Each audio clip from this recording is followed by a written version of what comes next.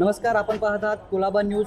मी सिद्धेश भंडारे. आज हुतात्मा चौकापासून ते महानगरपालिका ऑफिसपर्यंत एक महत्त्वाचं आणि एक मोठं आंदोलन या ठिकाणी करण्यात आलं. खरं तर हा मोर्चा आहे, हा मूक मोर्चा आहे. त्याच्यामध्ये जर आपण पाहिलं तर मुंबईमध्ये महत्त्वाचं म्हणजे 28 शाळा आहेत आणि त्या बंद करण्यात आल्या. त्यातल्या महत्त्वाच्या म्हणजे 17 शाळा या मराठी शाळा आहेत, त्या बंद करण्यात आलेल्या आहे. त्याच्यामुळे मराठी शाळांवर कुठे ना कुठे अन्याय होतोय का, असा प्रश्न सध्या मराठी अभ्यास केंद्राद्वारे महानगरपालिकेला विचारला जातो. आणि महत्त्वाचं म्हणजे अजून एक सांगायचं झालं तर महानगरपालिकेने यावर स्पष्टीकरण सुद्धा दिलं होतं. त्यांचं स्पष्टीकरण असं होतं की आम्ही शाळा बंद केलेल्या नाहीत, तर आम्ही शाळांचं विलिनीकरण या ठिकाणी केलेलं आहे.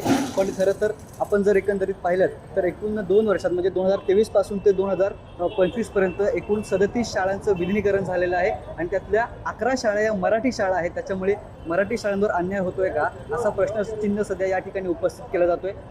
जय महाराष्ट्र, जय महाराष्ट्र, जय महाराष्ट्र, जय महाराष्ट्र. मराठी शाळा, मराठी भाषा हा कळीचा मुद्दा आहे आणि हे आम्ही अनेकदा कार्यकर्ते म्हणून सांगितलेलं आहे की मुंबईमध्ये MMR प्रांतामध्ये जसजशी अमराठी लोकांची लोकसंख्या वाढेल, त्यांचं भांडवल वाढेल, त्या प्रमाणामध्ये महाराष्ट्राचं अमहाराष्ट्रीकरण होण्याची प्रक्रिया गतिमान होणार आहे.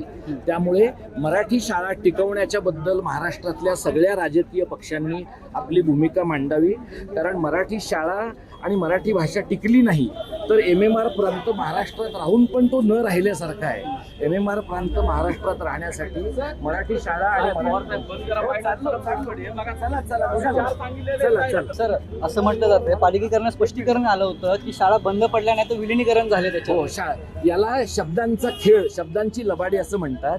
तुम्ही विलिनीकरण करता कारण तुम्हाला एका टप्प्यानंतर या सगळ्या शाळा चालवणं तुम्हाला योग्य वाटत नाही आणि मग तुम्ही जमिनींचे हस्तांतरण करता, टायटल चेंज करता. महानगरपालिकेनं विलिनीकरण केल्यानंतर उरलेल्या शाळेच्या जमिनीचं काय केलं ते लोकांना पब्लिक डोमेनमध्ये जाहीर केलं पाहिजे. महापालिका जाणून बुजून मराठी शाळांना बंद करत आहे. म्हणजे कधी त्या इमारती धोकादायक आहेत असं ठरवून असे अहवाल जनरेट केले जातात, कधी नूतनीकरण करायचं आहे असं सांगून बऱ्याचदा मुलांचं एका शाळेतून 3 किलोमीटरच्या बाहेर त्यांचं स्थलांतर केलं जातं. महापालिकेच्या शाळा ह्या मोक्याच्या जागेवरती आहेत.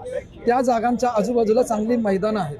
त्यामुळे इस्टेट एजंटचा ह्याच्यामध्ये खूप रस आहे आणि त्याला पालिकेचं भ्रष्ट प्रशासन आणि इथलं कणाहीन राजकीय नेतृत्व ह्या तिघांच्याही संगनमताने हे सगळं केलं जात आहे. हा मुद्दा फक्त मराठी शाळांसाठी राहणार नाही. उद्या खाजगी अनुदानित आणि विना अनुदानित या शाळांच्याही जागा अशाच पद्धतीने बिल्डरांच्या घशात जाणार आहे. खरं तर मराठी भाषिक राज्यामध्ये मोर्चा काढणं, आंदोलन करणं हे दुर्दैव आहे. शासनाला लाज वाटली पाहिजे. मराठीसाठी आम्हाला मोर्चा काढावा लागतोय. मी शांततेने या ठिकाणी चालत महानगरपालिकेकडे जातोय, परंतु पोलिसांची दडपशाही पुन्हा एकदा मराठी माणसाच्या विरोधात पाहायला मिळते. त्यांनी अक्षरशः आमचे हे असे फलक बिलक सगळे फाडले आहेत.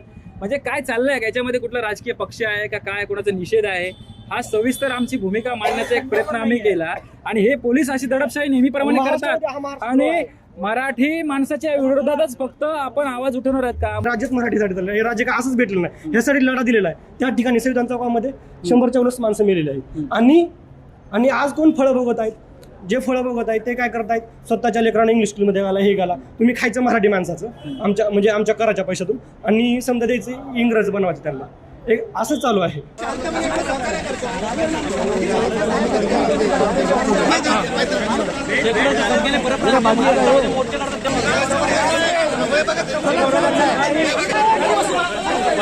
सगळ्या ठिकाणी त्यांनी